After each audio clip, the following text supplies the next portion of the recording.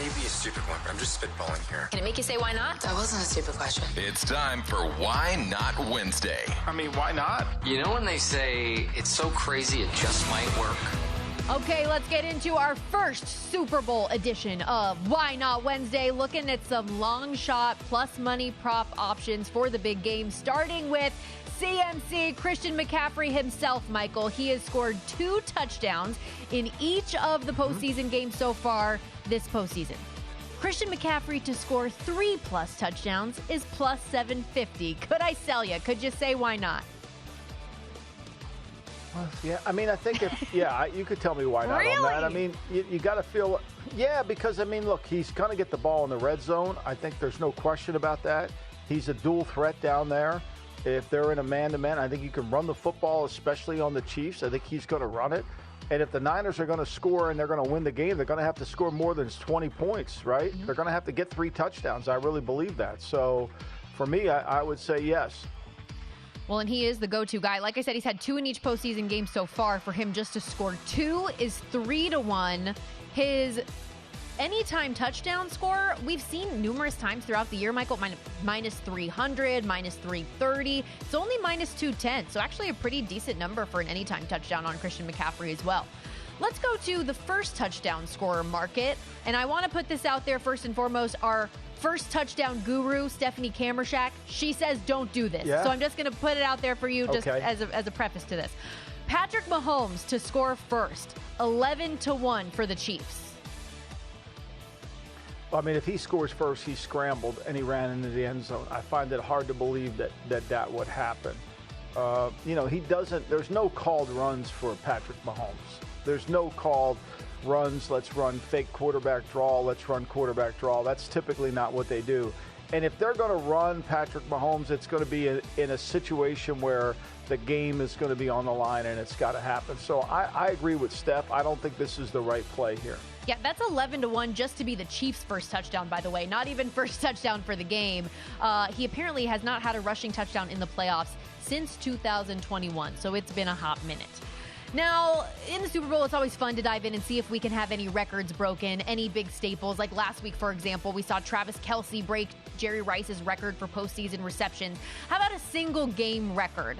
Could we have any player to record a Super Bowl record 4 touchdowns, 18-1? Could it happen? No, you're not getting me on this one. That's hard to do. I mean, look, okay, let's analyze the game. The ball's in the red zone. You're going to try to take Kelce away if you're smart. If you're Steve Wilks, you're taking Kelce away. If the ball's in the red zone, you're trying to take away Debo and McCaffrey. Ayuk could catch one, but then if he's down there, you're going to shift it around. I think it's going to be really hard for either team to score 28. No. If the team scores 28, the over's probably going to hit, right? And nobody thinks the over's going to hit in this game. So you're not getting me on this one, Stormy. I'm sorry. Also, by the way, CMC, if he were to have 3 touchdowns, that would tie the record, right? Like 4 would be exceeding the record. Terrell Davis did it in 98. Jalen Hurts had 3 last year, but nobody's gotten over 4. And then from a receiving standpoint, Jerry Rice had 3 receiving touchdowns twice. So he stands alone in the receiving category here. Let's go to a receiver, though. MVS, Marquez Valdez-Scantling. Could he record the longest reception for the game? A 10-1 price, Michael. We talked about it yesterday. Mahomes has got a little bit of trust back with MVS. Yeah, I mean, this one's hard. I mean, it's to me, this is a little bit of a guess. It could happen. I would say it's not going to happen. No, you wouldn't get me to a 10-1. You wouldn't get me to play it. I think there's something better out there. So I'm going to say no here. I know you're not a big Mean Girls fan, Michael, but when you said it's not going to happen, that was all I was thinking of is Mean Girls. Gretchen, stop trying to make fetch happen. It's not going to happen. How about this one? Another 10-1 prop. Will there be a safety? Could you say why not?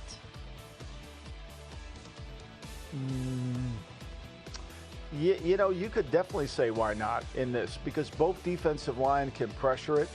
And I think if the safety occurs, it's going to be because grounding happened in the end zone. So I would say why not? At 10-1, I mean, pizza money only. Yeah. Pizza money only on that. But that, they're hard to get. But look, here's what I would say, though, as I think about this clearer. Wisniewski's the best inside the 20 punter in the league. He's so good. This guy's damn good. And if he pins them back there, and they get any pressure, there's a chance. And it's a small chance, but there's a chance that a safety could occur.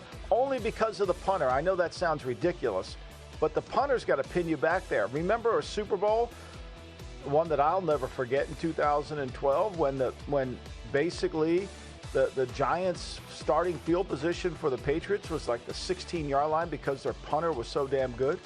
Yeah. Steve Rutherford was so good. No, Weatherford. Steve Weatherford, I'm sorry. No, you're good. I was just going to say, me being the loser that I am, I just want to see the safety dance that's like a genie in a bottle. Not like the song, but it's just fun to see, when the players get into it. Have a little bit of fun out there. This one, so we had a successful 2-point conversion last year. Jalen Hurts completed the octopus, where it's, you score the touchdown, and then same player scores the 2-point conversion after that. I'm not even going to ask you about that. I just want to see, could we say why not to a 2-point conversion being successful? Plus 260 is the price. Could this be another pizza money why not Wednesday? Yeah, this one's a better price. I would play this than before the two that we just had, the safety and the 4-touchdown one, because this is plus 260. And look, the book has the game down to 2. It's been 1.5. There may be, Moody could miss an extra point and force the 49ers to go for a 2-point play. And this could be the way we know that the Chiefs kick field goals. This could be a game where the Chiefs might have to get back into it and kind of, not that they're going to be out of it, but they might have to cut it to have an 8-point lead, get it cut back in, and tie the game up. So, yeah, I would say this to me has better odds and it has a better situation of happening than the last two that I kind of hem-hauled. Why not? This one I would definitely say, why wouldn't we do it? Yeah, let's do it, Stormy. The other ones, they have good odds. They were 10-1, so they were higher odds. But, the likelihood of them happening is obviously significantly less. So, yeah, I like that thought process, too, because I think that's realistic. And you talk about game script and situations and this being a close game, the spread playing into it, absolutely. With it also being a close game, could we potentially have overtime? Could we get extra football? According to our VSiN prop tracker, let it be known, this has only happened once in the last 22 Super Bowls, but we expect this to be competitive and down to the wire. Could there be overtime at a 10-1 price? There could be. I mean, who's to say no, right? Why not? I mean, we think it's going to be a close game. I think it's going to be a close game. Right? Yeah. We almost had overtime in one. I mean, Green Bay was almost ready to get the game into overtime the first time, right? Yep. So, and that would have pushed the game to the over total. So why not? This next one goes to show how many prop options there are available. You can bet just about anything. And the San Francisco 49ers have had to come from behind to win each of their last 2 postseason games. 49ers to win from behind in the Super Bowl, plus 170, Michael. Could you say why not? No, this is a game they're going to have to play from in front. This is a game they're not going to, because Kansas City's too good at keeping the ball away from you. They're too good at that. They're not going to be able to catch it. I think they need to play from in front and dictate the tempo. That's me. I think that's why not. I would not say that. I think that's going to be the key to the game. Okay, you brought up Gatorade earlier, so I'm caving. I'm hitting you with one more. We mentioned it. The red Gatorade has never been poured on a game-winning coach in the 57-year history of this beautiful game that we call football in the Super Bowl. 5-1 for red to be the color. Could you say why not? Could we make history in the big game? Yeah. I mean, why not? I mean, both teams are red. Why wouldn't there be a red? Right? Why wouldn't there be red? Michael, I got to tell you, for all of the research that I did on the Gatorade prop, and I'll share it with you tomorrow, we'll get into it.